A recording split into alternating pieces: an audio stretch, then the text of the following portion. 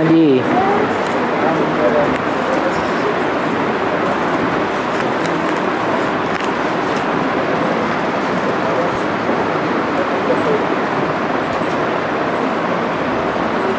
प्रश्न आया है, स्वर्णिम संगम युग और पुरुषोत्तम संगम युग में क्या अंतर है?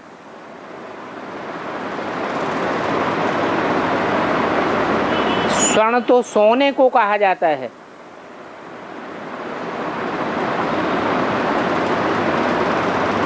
और सोने की दुनिया तो सतयुग कही जाती है।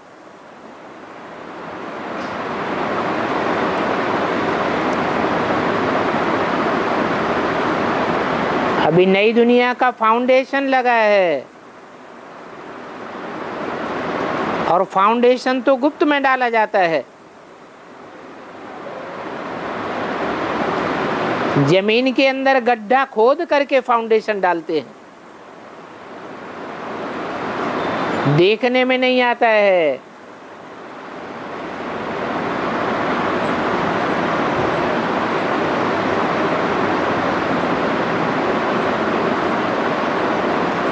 उसे स्वर्णिम नहीं कहेंगे।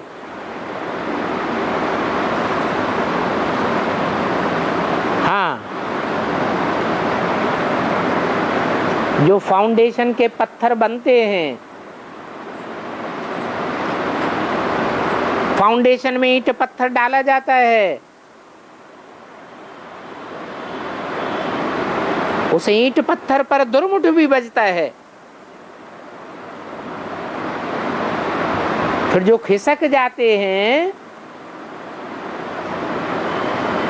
और दूसरे वो हैं जो रह जाते हैं स्थिरियम।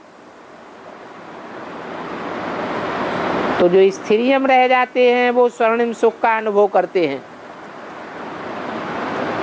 फाउंडेशन में भी सुख का अनुभव करते हैं, परंतु एवरलास्टिंग सुख नहीं है। एवरलास्टिंग सुख तब होता है जब अंत में स्वर्ग का गेट खुलता है, तब कहेंगे वास्तव में स्वर्णिम संगम युग। अभी तो पुरुषोत्तम संगम युग कहेंगे, क्योंकि हमें पता चल चुका है कि पुरुषों में उत्तम बनने वाली आत्माएं कौन कौन सी हैं। पुरुष आत्मा को कहा जाता है। आत्माओं के बीच में चुनाव हो रहा है, नंबरवार उत्तम आत्माएं चुनी जा रही हैं। इसलिए पुरुषोत्तम संगम युग तो है, लेकिन स्वर्णिम संगम युग अभी नहीं कहेंगे। और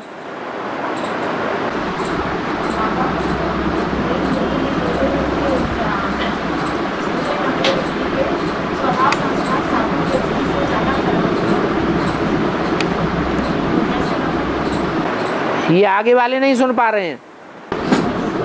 लूले लंगड़े व्यक्ति के स्वभाव साबुन व्यक्ति से ज्यादा खराब होते हैं। बोला लोगों के स्वभाव अच्छे लोगों से ज्यादा खराब है। लूले लंगड़े लोगों के स्वभाव संस्कार अच्छे लोगों से ज्यादा खराब होते हैं। हाँ, लूले लंगड़े बने कैसे? अच्छे काम किए तब लूले लंगड़े बने, या बुरे काम किए तब लूले लंगड़े बने? बुरे काम करते हैं तो लूले लंगड़े बन जाते हैं, जैसे रुद्रमाला के मण के। जन्म जन्मांतर के राजाएं हैं तो बड़े आदमी हैं या छोटे आदमी हैं? जन्म जन्मांतर के बड़े आदमी हैं। बड़े आदमी ज्यादा कुसंगत में गिरते हैं तो नीचे गिरते हैं, या गरीब का बच्चा नीचे गिरता है, कुसंगत में आता है तो ज्यादा नीचे गिरता है? बड़े होते हैं वो ज्यादा नीचे गिरते हैं, ज्यादा पाप करते हैं। ज्यादा पाप करते हैं तो लूले लंगड़े बनते हैं।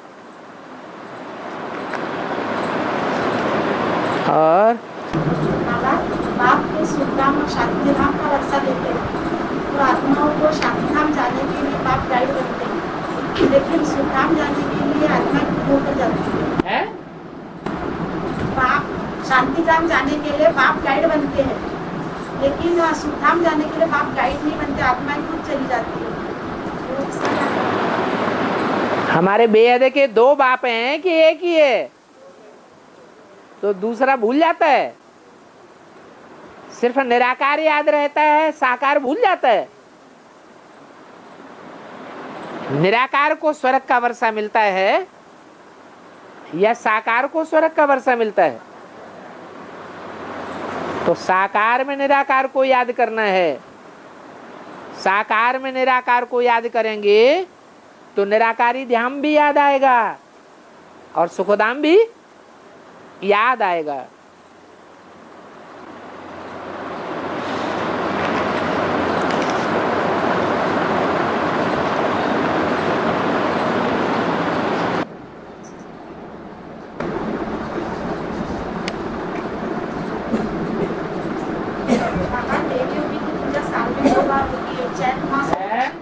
देवियों की पूजा साल में 2 बार होती है, एक चैत मास और एक अश्विन मास में। तो शूटिंग पीरियड में वो चैत मास और अश्विन मास कौन सा होता है? ब्राह्मणों की दुनिया में बेसिक ज्ञान और एडवांस ज्ञान दोनों पार्टियां अलग अलग हैं कि एक ही हैं? बेसिक में भी समझते हैं कि हम देवी बनने वाले हैं। वहां भी पूजा की थी कि नहीं की थी? और फिर बाद में डूबी जा की थी या नहीं की थी? अरे बेसिक में की या नहीं की? तो उसकी यादगार है। ऐसे ही एडवांस में भी देवियों की पूजा होती है।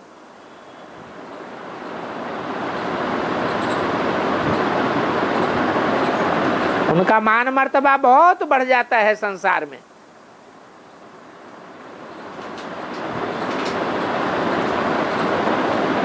लास्ट में जाकर के भगवान बाप प्रत्यक्ष होता है। तो जो भगवान बाप को पहचानते हैं वो फिर देवियों की डूबी जा कर देते हैं। जैसे बेसिक से एडवांस में हुआ, ऐसे ही एडवांस में भी होना है। स्वर्णिम संगम युग के गेट खुलेंगे तो सब प्रत्यक्ष हो जाएगा।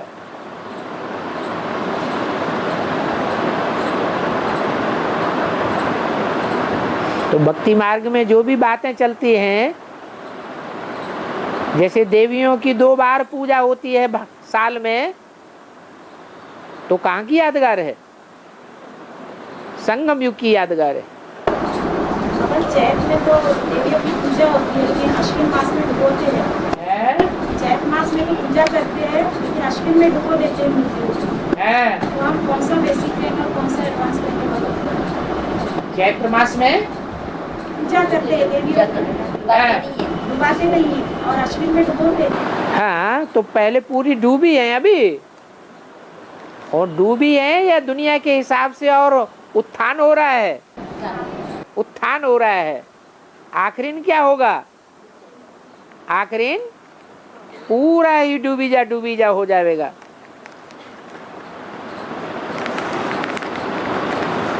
और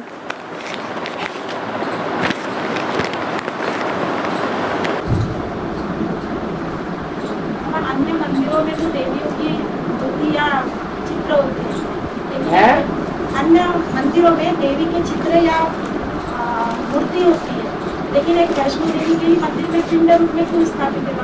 कृष्ण के मंदिर में वैष्णो देवी, वैष्णो देवी, हाँ, वैष्णो देवी के मंदिर में ही केवल वैष्णो देवी पिंड रूप में क्यों स्थापित है? मूर्ति या चित्र के रूप में नहीं। ढेर की ढेर मूर्तियां शिव के मंदिर में होती हैं, और देवी देवताओं के मंदिर में इतनी मूर्तियां नहीं होती हैं।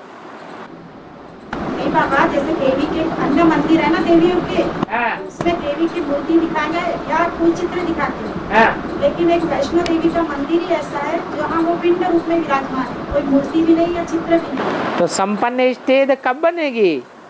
जब निराकारी निर्विकारी निरहंकारी बनेंगे या अधूरे होंगे? संपन्न तो तभी ही कहे जाएंगे जब निराकारी बने। निराकारी की यादगार है पिंड।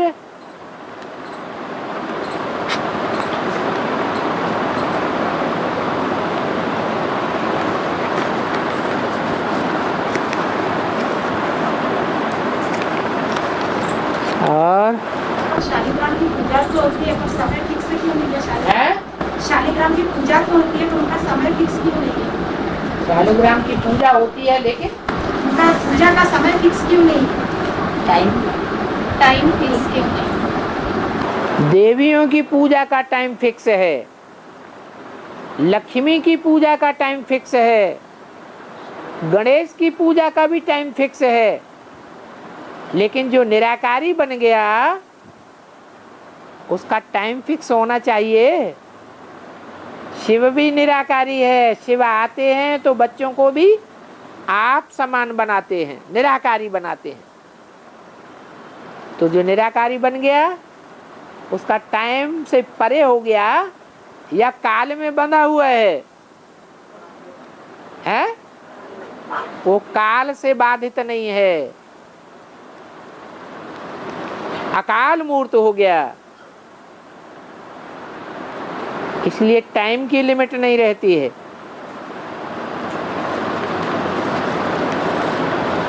और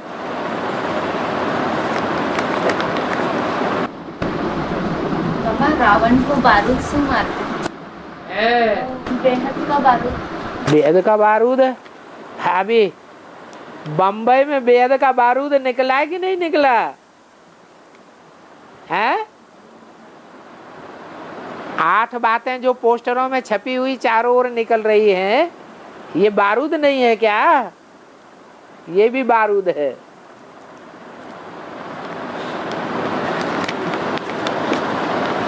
इस बारूद से लादेन मरता है।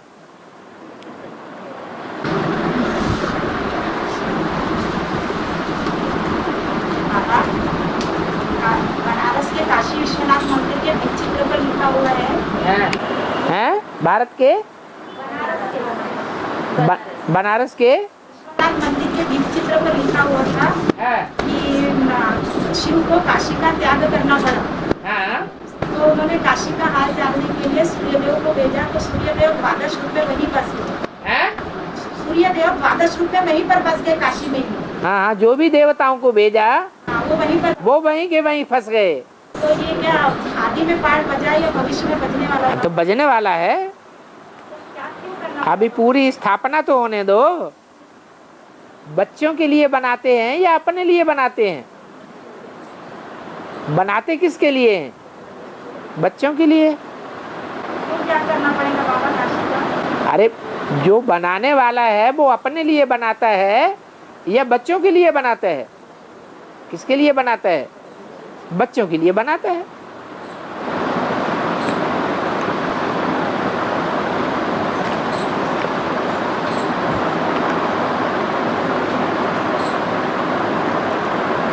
भारत में त्रिमूर्ति का चित्र बनाते हैं, परंतु उससे शिव का चित्र गुम कर देते हैं।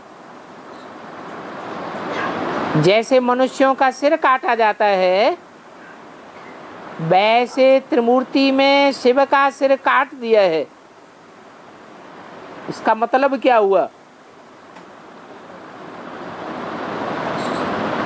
भक्ति मार्ग में त्रिमूर्ति शिव दिखाते हैं या त्रिमूर्ति ब्रह्मा दिखाते हैं? त्रिमूर्ति ब्रह्मा को दिखाई देते हैं, शिव का चित्र नहीं दिखाते हैं। फाउंडेशन कहाँ पड़ता है? ब्राह्मणों की दुनिया में ही फाउंडेशन पड़ता है।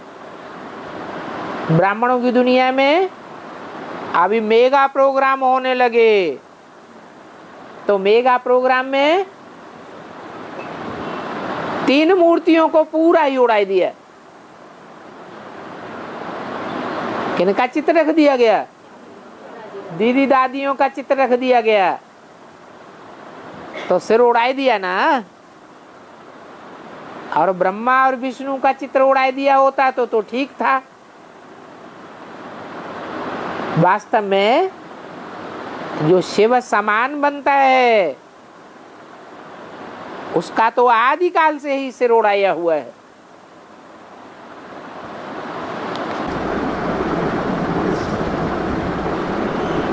बाबा काकी कट्टा के वार्तालाप में बोले हैं कि ब्रह्मा विष्णु और शंकर इन तीनों देवताओं के तमोप्रधान बनने पर 7 नारायण का जन्म होता है। अभी तो बताया, बाप के बाद बच्चे गद्दी पर बैठते हैं। सतयुग में ब्रह्मा उर्फ कृष्ण की आत्मा राज्य करेगी, बाद में वो आत्मा नीचे गिरती जाएगी या नारायण के पद पर ही रहेगी? ऐसे ही है।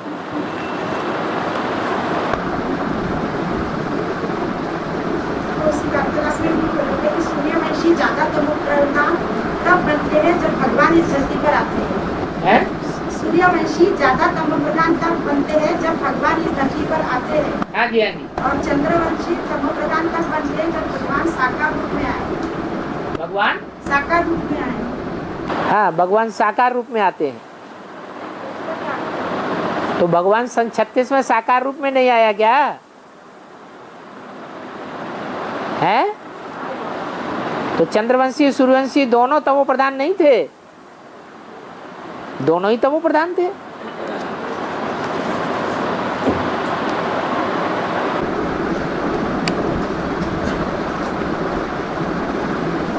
और सगीर माना क्या होगा? उसकी मूर्ति नारायण सगीर।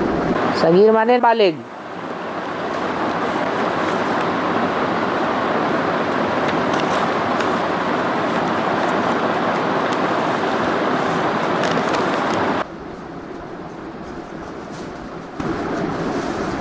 जम्मू की मुरली में बोले थे कि जम्मू की मुरली में बोला है कि शिव हमको प्रैक्टिकल में पढ़ा रहे हैं। अगर कृष्ण बाबा होता तो वो अमेरिका में आकर हमको बरसा देता। शिव अगर कृष्ण अगर बाबा होता हाँ तो वो उनको अमेरिका में आकर बरसा देता है।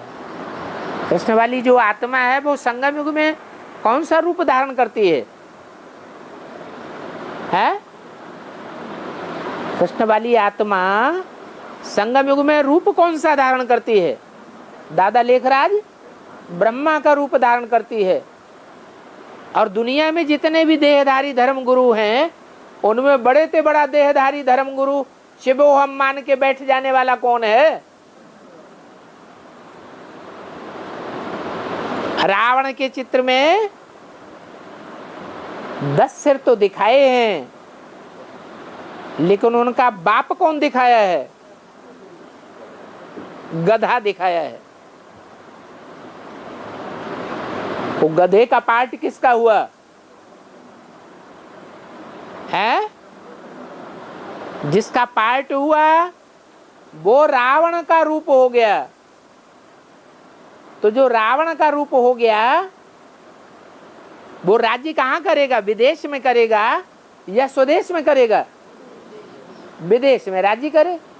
जब विदेश में राज्य करे तो कृष्ण वाली आत्मा को विदेश में दिखाना चाहिए, भारत में क्यों दिखाई दिया?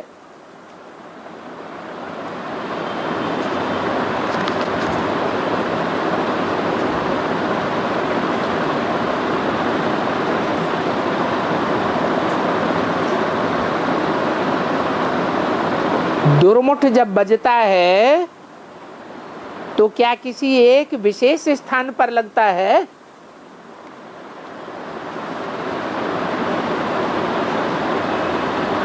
अभी फाउंडेशन की बात हो रही थी। नई दुनिया का फाउंडेशन लगता है तो फाउंडेशन कहाँ लगता है?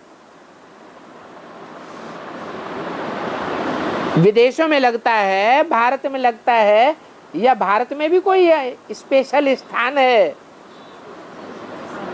कौन सा स्थान है? दिल्ली। तो दिल्ली में ही फाउंडेशन लगता है, दिल्ली के लिए ही गाया हुआ है। दिल्ली क्या बनती है? पहले कब्रिस्तान बनती है, फिर परिस्तान बनती है। हाँ जी। ईश्वरीय कार्य में तन मन धन धान्य सुहाग्र और परिवार अर्पण करते हैं। तो सुहाग्र का अर्थ क्या है बाबा? क्या? सुहाग्र का सुहाग्र? सुहाग्र सुगोली ने बोला है कि ईश्वरीय कार्य में धन धान्य तन मन धन समय संपर्क और संबंध। ऐसा है बाबा, धन धान्य सुहाग्र परिवार। धन धान्य, सुहाग नहीं, सुहाग्र। सुहाग्र। आपने कुछ गलत पढ़ लिया या गलत लिख लिया? सौभाग्य। सुभाग, सौभाग, सुहृद। सुहृद माने मित्र संबंधी। मित्र संबंधियों की ताकत भी ईश्वरीय ज्ञान में अर्पण करनी पड़े। और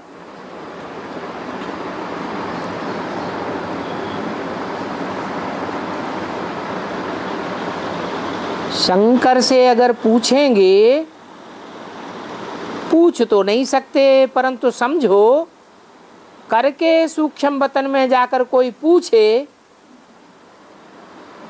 तो कहेंगे ये सूक्ष्म शरीर हमारा है। कौन कहेंगे? अरे शंकर की बात हो रही है ना। शंकर से पूछेंगे तो कौन कहेंगे? शंकर ही कहेंगे ये सूक्ष्म शरीर हमारा है। शिव बाबा कहते हैं ये हमारा शरीर नहीं है। सूक्ष्म वतन किसे कहा जाता है? सूक्ष्म वतन माने क्या है? सूक्ष्म स्टेज को ही सूक्ष्म वतन कहा जाता है। सूक्ष्म स्टेज अर्थात मनन चिंतन मंथन की स्टेज। जिस स्टेज में आत्मा अपना शरीर को भूल जाए, देह के पदार्थों को भूल जाए, देह के संबंधियों को भूल जाए, या तो नई दुनिया में विचरण करे, स्वर्ग में विचरण करे, या तो ज्ञान की दुनिया में विचरण करे, या तो परमधाम की निराकारी स्टेज में रहे, नई नई बातों का मनन चिंतन मंथन करता रहे, उसे कहते हैं सूक्ष्म वतन, सूक्ष्म स्टेज। तो ये मनन चिंतन मंथन करने का काम शिव बाबा का है या आत्मा का है? शिव बाबा असोचता है या सोचता है? सोचने वाला है या मनुष्य आत्माएं सोचती हैं? मनुष्य आत्माएं सोचती है। तो शंकर का सूक्ष्म शरीर तो है, लेकिन शिव बाबा उसमें उस समय प्रवेश नहीं करता है। लेकिन बताया कि ये सूक्ष्म शरीर हमने उधार लिया है। जो मनन चिंतनशील है उसमें प्रवेश करता हूं। उधार लिया है क्योंकि हमें कर्मेंद्रियों का आधार चाहिए।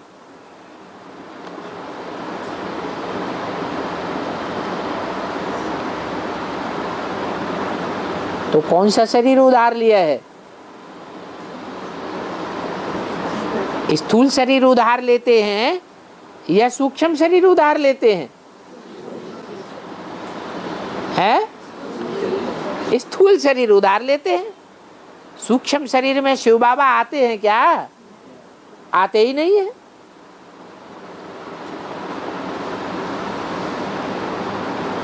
तो ये ब्रह्मा की बात है।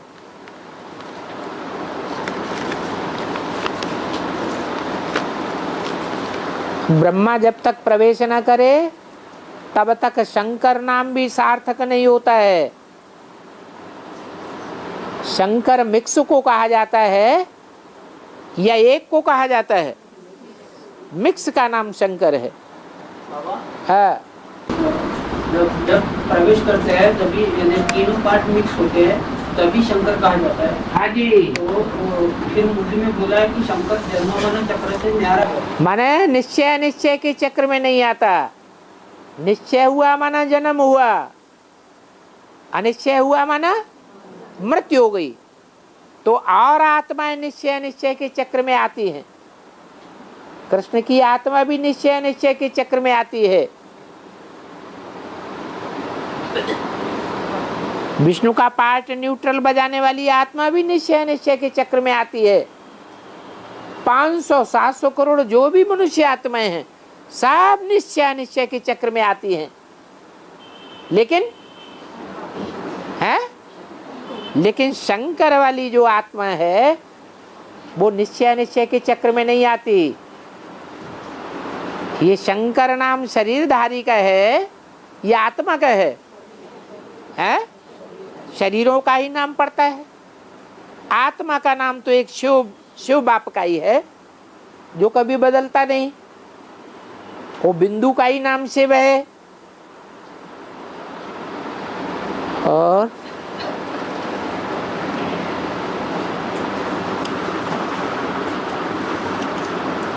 वार्तालाप में बोला है कि शंकर पार्वती की कोई जोड़ी नहीं है, उनको युगल नहीं करेंगे। हाँ, सही बात है। भक्ति मार्ग में चित्र क्यों बने बाबा? है भक्ति मार्ग में चित्र शंकर पार्वती की युगल जोड़ी थी। भक्ति मार्ग में शंकर पार्वती की जो युगल जोड़ी दिखाते हैं वो संपन्न स्टेज की यादगार है या अधूरे पुरुषार्थ की यादगार है? संपन्न स्टेज अभी बनी है। संपन्न स्टेज कहें या संपूर्ण वो असंपन्न स्टेज कहें, पुरुषार्थी स्टेज कहें। पुरुषार्थी स्टेज में ब्रह्मा की औलाद हैं, भाई बहन हैं या पति पत्नी हैं? भाई बहन है। इसलिए बोला कि शंकर पार्वती को युगल जोड़ी नहीं कहेंगे। जैसे ब्रह्मा सरस्वती को युगल जोड़ी नहीं कहेंगे ऐसे शंकर पार्वती को भी युगल जोड़ी नहीं कहेंगे। देवियों से भी ज्यादा प्योरिटी काशी में है। देवियों से भी ज्यादा प्योरिटी काशी में है। हाँ जी। इसके बावजूद भी विजय माला के हेड का आह्वान नहीं करना है। इसके बावजूद भी विजय माला के हेड का आह्वान नहीं करना पड़ता। विजय माला के हेड का आह्वान इसलिए करना पड़ता है कि वो बैलेंस में है। और रुद्रमाला के मण के पुरुष चोले हैं या स्त्री चोले हैं? माने स्वभाव संस्कार से कौन से चोले हैं? पुरुष चोले हैं। पुरुष अपने को विकारों के मामले में ज्यादा बैलेंस में रखते हैं या स्त्रियां ज्यादा बैलेंस में रखती हैं? बैलेंस में ज्यादा कौन रखते हैं? स्त्रियां रख सकती हैं। स्त्रियों के ऊपर ज्ञान का कलश दिया गया है। रुद्रमाला के मण के ऊपर ज्ञान का कलश नहीं दिया गया है। इसलिए विजयमाला का आवाहन करना है, रुद्रमाला के मणकों का आवाहन नहीं करना है। रुद्रमाला के मणकों में मुख्य है जगदम्बा, भले स्त्री चोला है तो भी स्वभाव संस्कार से क्या है? पुरुष है।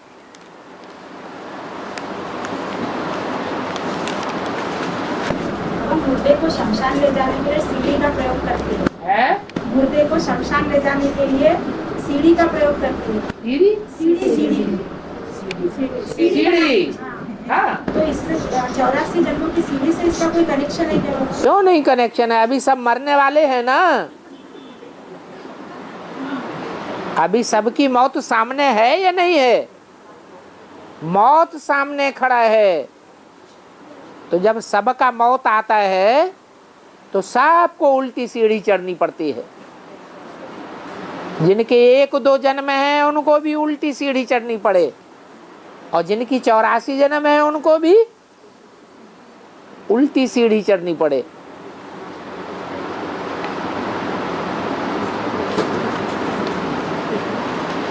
और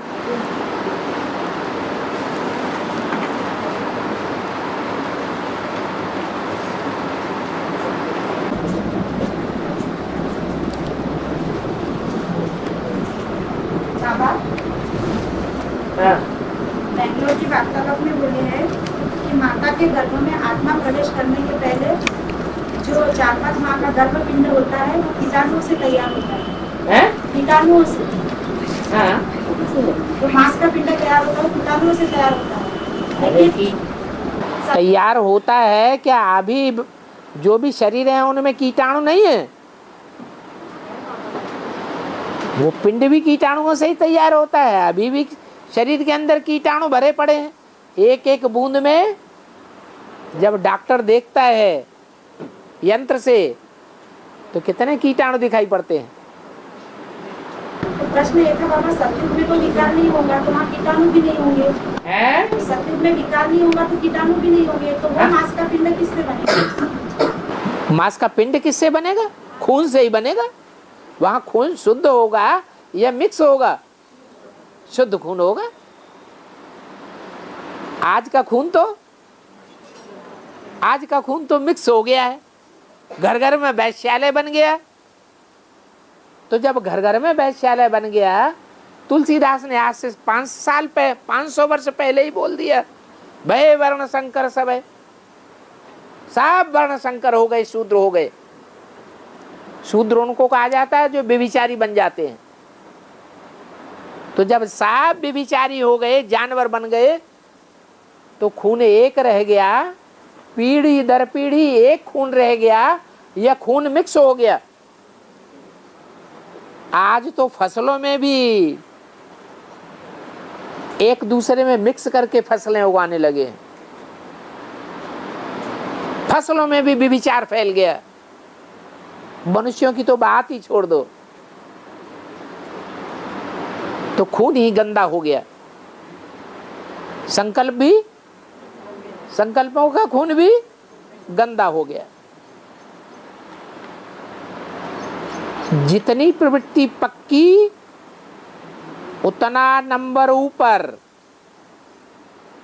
और जितनी प्रवृत्ति कच्ची उतना नंबर नीचे। इसका मतलब क्या है?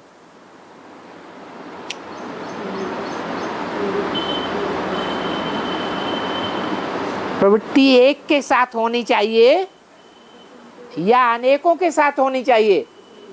है एक के साथ होनी चाहिए। तो कोई आत्मा है ऐसी जो एक के साथ 84 जन्म तक प्रवृत्ति पक्की रखती हो? है? कौन है? वैष्णवी। अगर जब विजयमाला के हिसाब से कहा जाए तो वैष्णवी है, और रुद्रमाला के हिसाब से कही जाए तो बाप का पार्ट है। वो बुद्धि के हिसाब से है। तन भल, इंद्रियां भल, अनेकों से कनेक्टेड होती हैं, लेकिन मन बुद्धि एकाग्र रहती है। उसका नाम पड़ता है एकलव्य।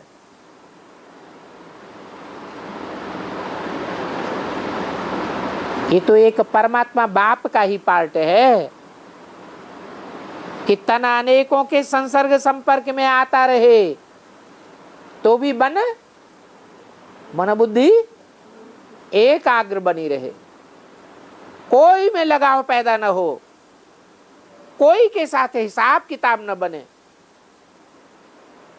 वो कौन सी आत्मा की बात हुई? अकर्ता जिसे कहा जाता है। कौन है अकर्ता? एक शिव ही अकर्ता है, जो इस सृष्टि पर आकर के एक को आप समान बनाता है। वो भी अकर्ता हो जाता है सदैव के लिए, 84 जन्मों के लिए। यह संगम युग की बात है। कब की बात है?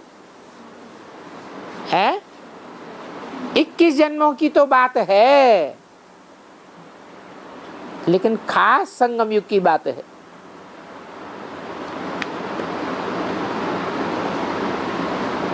और वार्तालाप में बोला है कि शूटिंग पीरियड में जब चल जगदम्बा का अंतिम पाठ होगा तब उसके बुद्धि रूपी पेट में 33 करोड़ आत्माएं होती है। तो ये 33 करोड़ आत्माएं प्रवेश करने से बाबा की इमर्ज करने से प्रवेश करने की बात नहीं है, पालना लेने की बात है। राज करेगा खालसा, तो देवात्माओं के ऊपर राज्य करेगी या 500 करोड़ के ऊपर राज्य करेगी? है जो दैवी परिवार है, देवात्माओं का परिवार है, उसमें राज्य करने की बात है। इसलिए 33 करोड़ देवताएं, कि शरीर एक प्रकार का राज्य है। कि शरीर का राजा कौन है? आत्मा राजा है। तो कामधेनु गाय दिखाई जाती है, उसका शरीर सारा राज्य है, उसकी आत्मा जैसे उसका राजा है, इसलिए वो चित्र बनाया हुआ है। और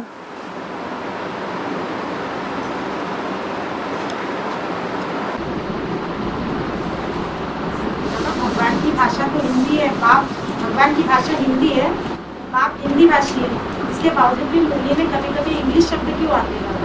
हिंदी ही एक ऐसी भाषा है जो ढेर सारी भाषाओं को अपने में आत्मसात किए हुए है।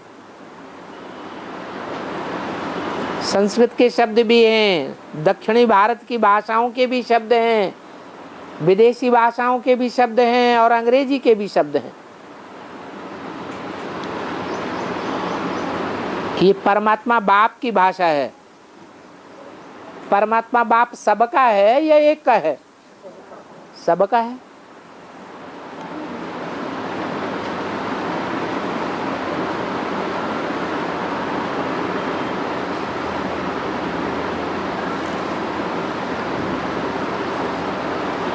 शिव बाबा ब्रह्मा के तन में आते थे, तब राम वाली आत्मा को इमर्ज करके वाणी चलाते थे।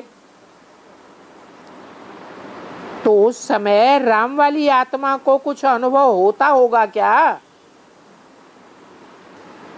होना चाहिए या नहीं होना चाहिए? है? अरे राम वाली आत्मा को इमर्ज किया बाबा ने वाणी चलाते समय, तो राम वाली आत्मा को अनुभव होना चाहिए कि नहीं होना चाहिए?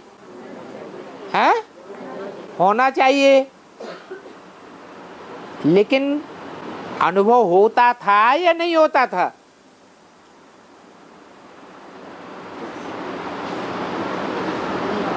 नहीं हो सकता जब तक आकर के दोबारा ज्ञान न ले, बेसिक कोर्स न उठाए, बाप का परिचय न ले बेसिक रूप में, तब तक वो आत्मा कुछ भी समझ नहीं सकती।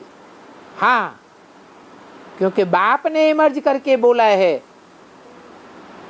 इसलिए वो वाइब्रेशन उस आत्मा में भरे हुए हैं, जिन वाइब्रेशन की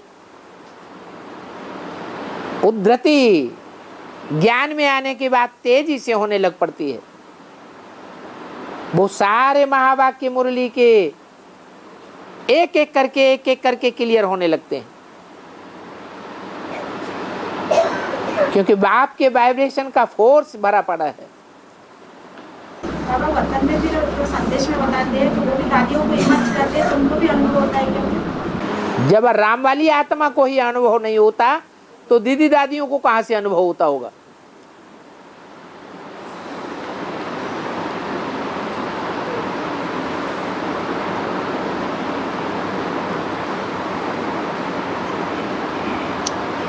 बाप की पूरी पहचान हो तो निरंतर याद होगी। तो पूरी पहचान माना क्या?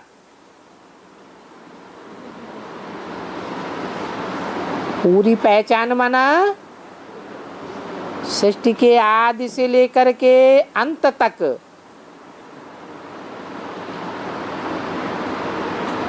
चौरासी जन्मों में जो भी पार्ट बजाए हैं,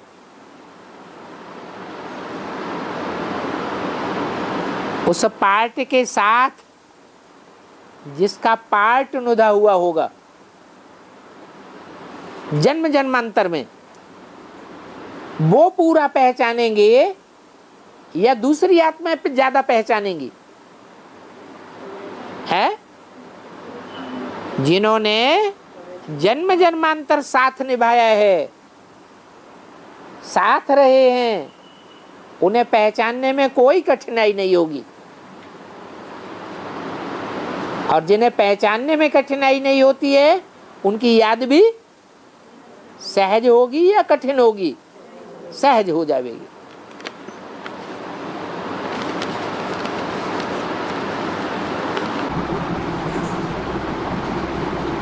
मुर्गी में बोला है कि ब्राह्मणों का झाड़ इतना बड़ा हो जाएगा कि एक दूसरे से बात भी नहीं कर सकेंगे और एक दूसरे को देख भी नहीं सकेंगे। 33 करोड़ कोई कम होते हैं क्या? 33 करोड़ देवताएं बनेंगे या नहीं बनेंगे? 33 करोड़ देव आत्माएं परम धाम से कलयुग के अंत तक नीचे उतरेंगी या नहीं उतरेंगी? तो कितना बड़ा झाड़ हो जाएगा?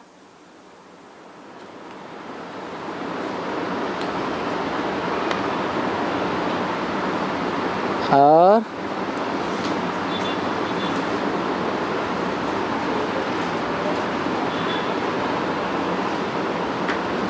प्रश्न आया है, शंकर अपनी जटाएं खोलने के लिए किसका इंतजार कर रहे हैं?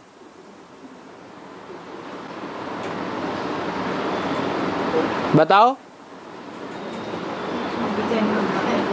कौन सी आत्मा का आवाहन होता है तो शंकर की जटाएं खुल जाती हैं? है विजयमाला? है विजयमाला का आवाहन होता है तो जटाएं खुल जाती हैं। शास्त्रों में या चित्रों में ऐसे दिखाया है? कौन सी कथा है? है कौन सी कहानी है जिसमें जटाएं खुली हुई दिखाई गई हैं? किसका आवाहन होता है? गंगा का अवतरण होता है तो जटाएं खड़ी हो जाती हैं, खुल जाती हैं।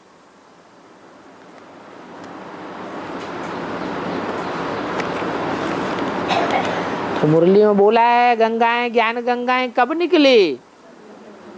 आदि में निकली, मध्य में निकली या अंत में निकलती है? अंत में निकलती है।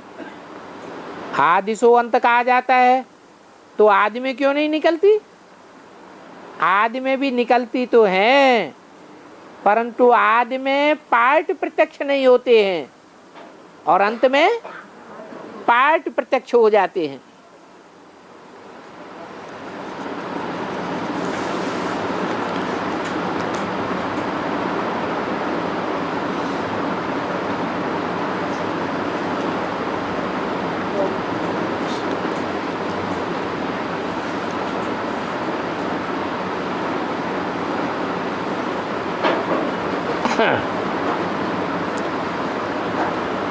रुद्रमाला में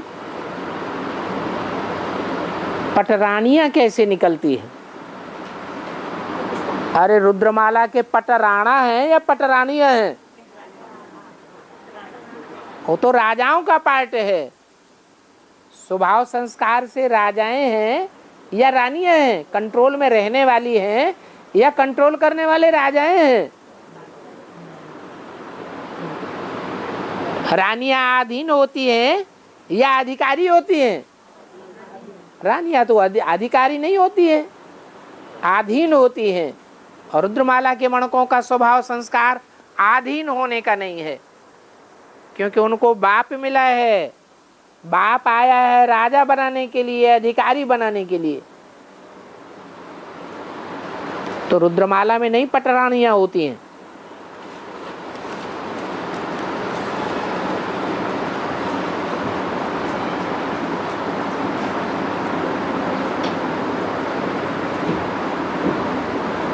हाँ, रुद्रमाला के मणके जब विजय माला में ऐड हो जाते हैं तो प्रत्यक्षता हो जाती है।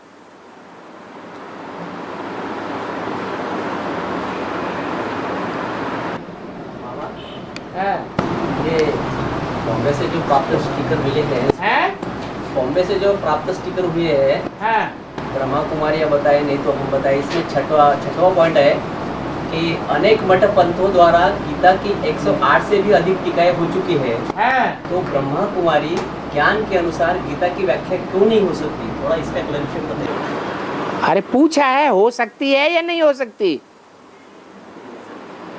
जब सभी धर्म मठ पंथ वालों ने गीता के अनुसार गीता को अपने अपने तरीके से व्याख्या कर दी है, तो ब्रह्मा कुमारियों का ज्ञान, ब्रह्मा कुमारियां अपना ज्ञान ईश्वरीय ज्ञान बताती हैं या आसुरी ज्ञान बताती हैं?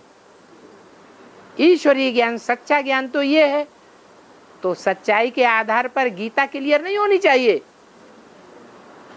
गीता पुराने ते पुराना शास्त्र है या दूसरे वेद शास्त्र पुराने हैं?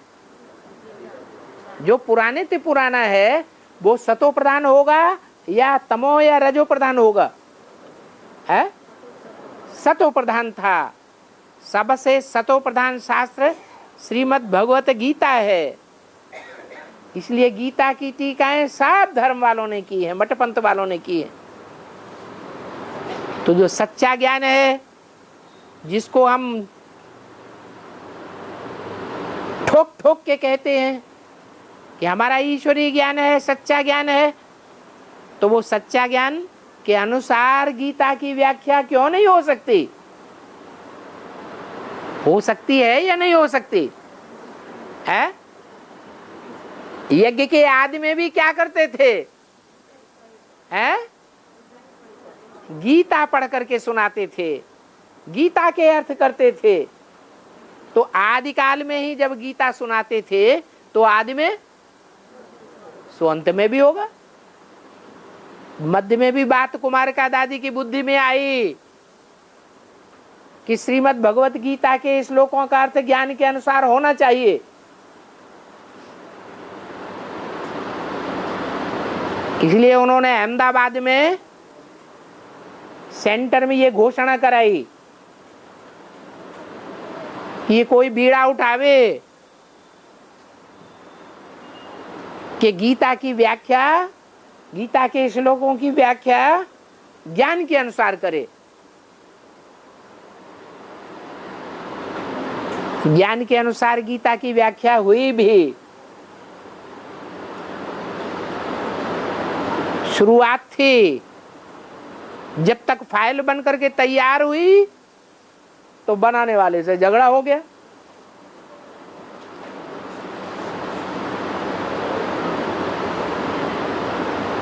निकाल के बाहर कर दिया गया।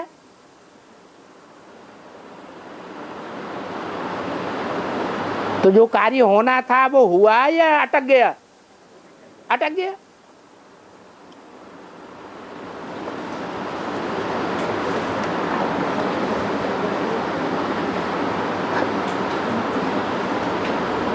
यमुना को रुक्मिणी, जगदम्बा को जामवंती और गंगा को मुरली में सत्यभामा कहा गया है। तो ये सब रुद्रमाला के मणके हैं ना। मतलब पूछने का मतलब है कि ये रुद्रमाला के मणके क्या पटरानियां नहीं हैं? हैं तो पटरानी, लेकिन संसार में या ब्राह्मणों की दुनिया ने क्या इनको स्वीकार कर लिया? पुरुषार्थ संपन्न हो गया या अधूरा है? अधूरा है। संपन्न स्टेज जब तक पुरुषार्थ की नहीं होती है तब तक 8 पटरानियों के पार्ट भी नहीं खुलने वाले हैं। अभी अष्टदेवों के पार्ट ही डिक्लेयर नहीं हुए हैं, तो 8 पटरानियों के कैसे पक्के कहे जाएं? बाप के पार्ट पर ही निश्चय होता रहता है, तो पटरानियों के पार्ट पर पक्का निश्चय कैसे हो सकता है?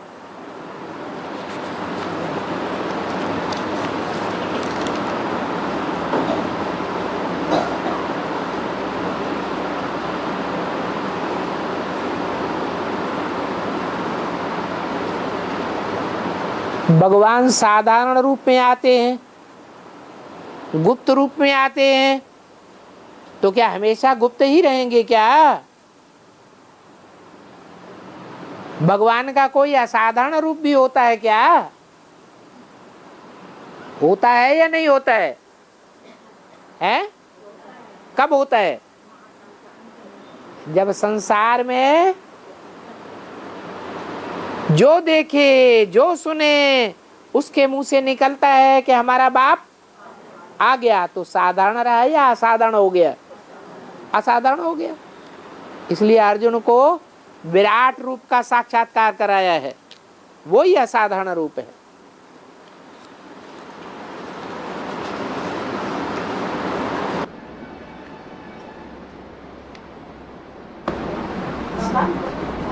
ने बोला है कि त्रेता के अंत में और द्वापर के आदि में जो विनाश हुआ, तो उसमें जो मरे वो तेल के कुएं बन गए।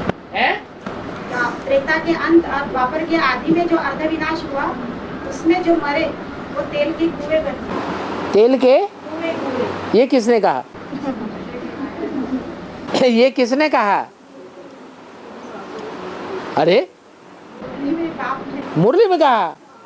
मुरली में सुना किसी ने? है त्रेता के अंत में और द्वापर के आदि में अर्धविनाश में जिन्होंने अपना शरीर छोड़ा वो तेल के कुएं बन गए।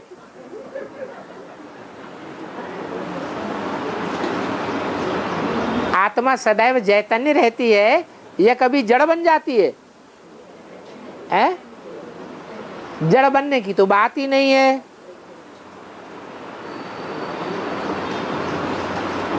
तेल का कुआं और घी के कुएं में क्या अंतर है?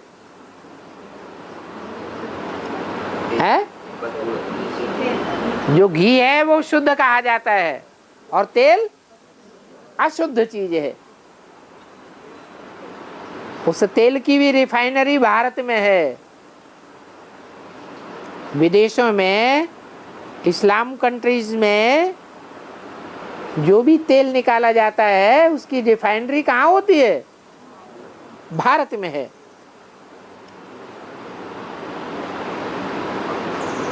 चाहे वो डीजल हो या पेट्रोल हो।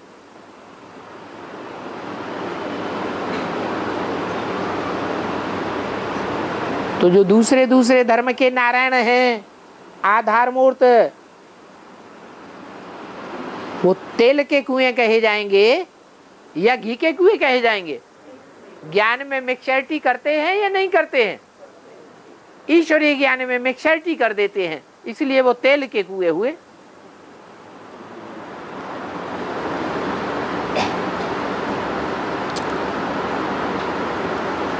अष्टदेवों में से अन्य जो 7 हैं उनको नारायणी नशा आधार मूर्त मड़कों का होगा क्या, या अपना ही नारायणी नशा होगा?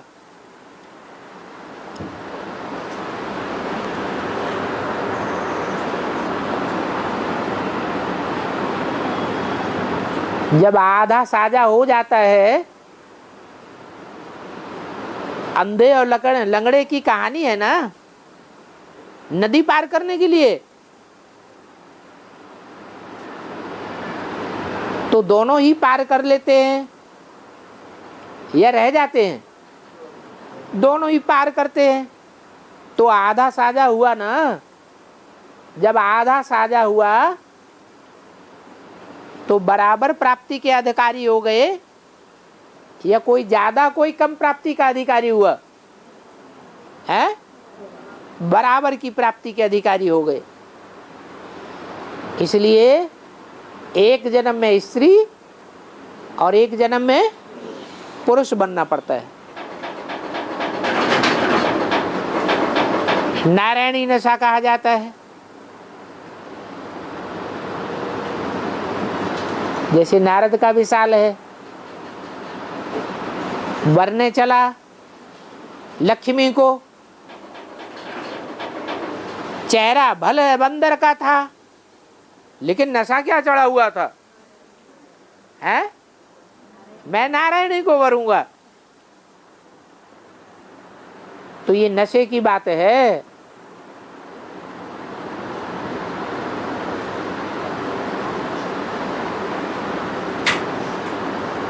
शिव को शक्ति का नशा होता है और शक्ति को शिव का नशा होता है।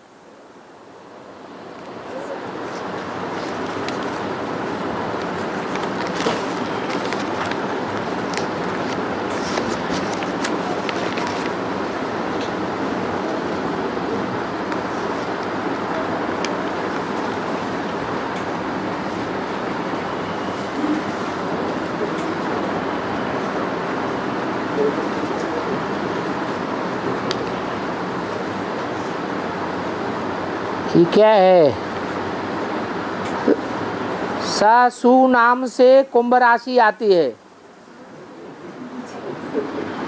ये कौन से ज्योतिषी निकल पड़े? ये क्या है? ससुरा, सासुरा से हैं?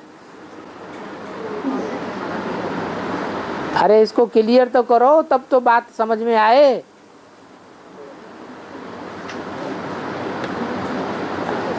लो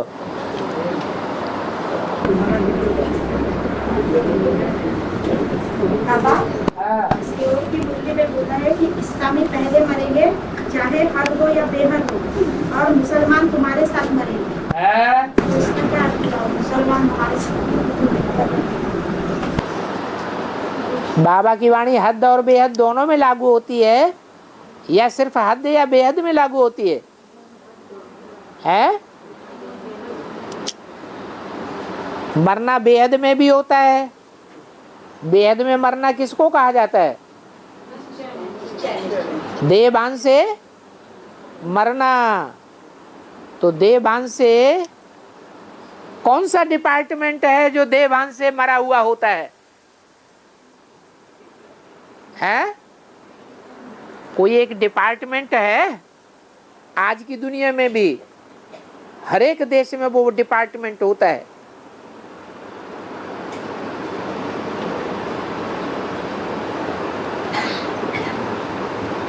जिनकी शर्त ये होती है कि देहभान से मरें। मरते तो नहीं हैं, लेकिन औरों के मुकाबले, और डिपार्टमेंट्स के मुकाबले कहा जाता है कि वो ज्यादा मरे हुए हैं। मिलिट्री डिपार्टमेंट सुना? मिलिट्री में कौन भर्ती किए जाते हैं? जो मरने से डरते हो वो भर्ती किए जाते हैं, या जो मरने से नहीं डरने वाले हैं वो भर्ती किए जाते हैं? जो मरने से नहीं डरते हैं वो ही मिलिट्री डिपार्टमेंट में आते हैं। तो ये रूहानी मिलिट्री का डिपार्टमेंट रहे। समझ में आ गई बात? अरे क्या पूछा है? इस्लामी पहले मरेंगे, चाहे हद हो या बेहद। हाँ, मुसलमान तुम्हारे साथ मरेंगे। मुसलमान तुम्हारे साथ मरेंगे, क्योंकि जो इस्लामी हैं वो किसकी औलाद हैं? अरे कौन से धर्म के बाद इस्लामी आते हैं? हैं? चंद्रवंशियों के बाद। तो चंद्रवंशियों की औलाद है इस्लामी। क्या? तो राम वाली आत्मा का बच्चा कौन हुआ है? कौन हुआ? इस्लामी। चंद्रवंश के बाद जो धर्म आता है, जिसका राज्य आता है, वो इस्लाम धर्म है। तो बाप सबसे जास्ती सहयोग किससे लेता है अपने जीवन में? बच्चे से लेता है। शास्त्रों में दिखाया गया लव और कुश। लव का पार्ट हुआ इस्लामियों का, और कुश का पार्ट हुआ क्रिश्चियंस का।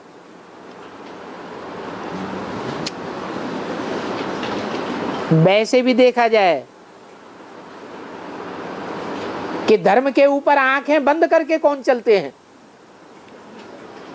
कोई धर्म है जो धर्म के जुनून में चलने वाले हैं, सोचते समझते कुछ नहीं, बस कुरान में ऐसा कहा है तो उसको कोई मानेंगे, दूसरी बात नहीं सुनेंगे किसी की। जैसे मिलिट्री में कमांडर की बात सुनते हैं, छोटे मोटे अधिकारियों की बात नहीं ध्यान देते, ऐसे मानेंगे अपने से ऊंचे अधिकारी को, लेकिन ऊंचे से ऊंचा अधिकारी जब डायरेक्शन देगा तो उसी की बात मानेंगे। तो ऐसे ही ये इस्लामी हैं, इस्लाम धर्म की चाहे बीज रूप आत्माएं हों चाहे आधार मूर्त आत्माएं हों, वो पहले देहवान को छोड़ेंगी।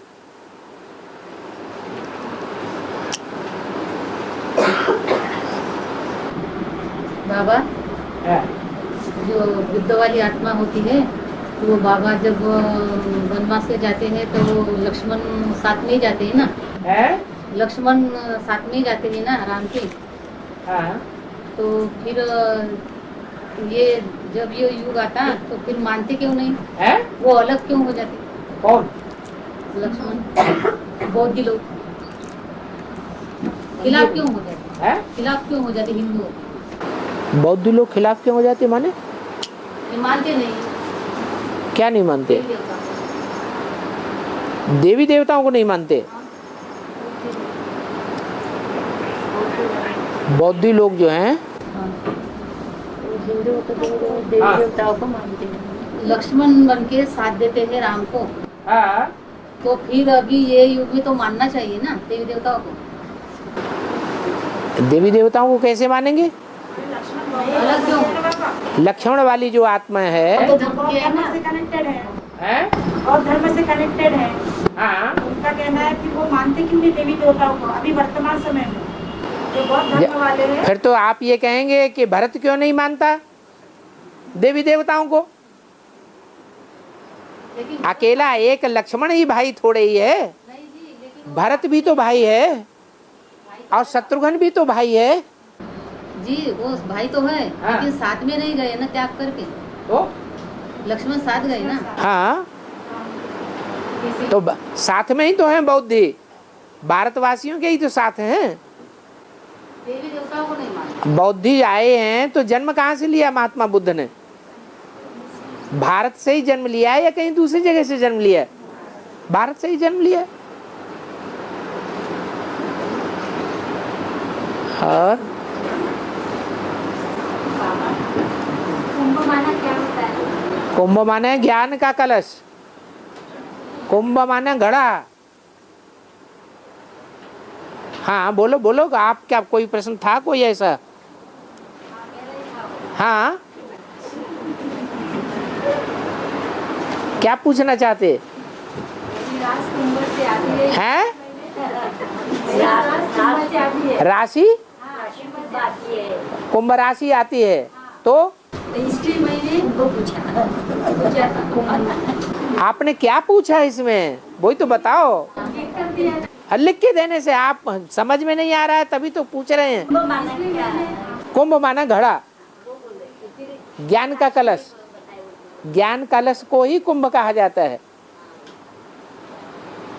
और चलो टाइम हो गया।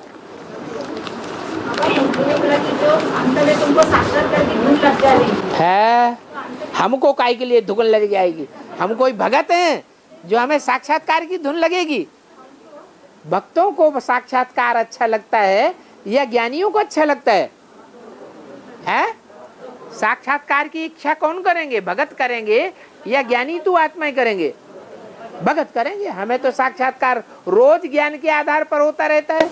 नाम पर कुंभ कैसा पड़ता है? नाम पर कुंभ राशि कैसी पड़ती है? अरे इन्होंने कहा बात घुस ली। ऐसा था अंत में तुमको साक्षात करके धुन लग जाएगी। हाँ 84 जन्मों में तुमने कैसे कैसे किसके साथ। वो बुद्धि के साक्षात्कार की बात है। अभी बहुतों को बुद्धि का साक्षात्कार नहीं हो रहा है क्योंकि मनन चिंतन मंथन नहीं चल रहा है। अंत में सबका मनन चिंतन मंथन चलने लग पड़ेगा। तो अनेक जन्मों के साक्षात्कार भी बुद्धि से होने लगेंगे। तो इस साक्षात्कार को भक्ति की शूटिंग नहीं कहेंगे ना? नहीं, वो भक्ति की शूटिंग वाले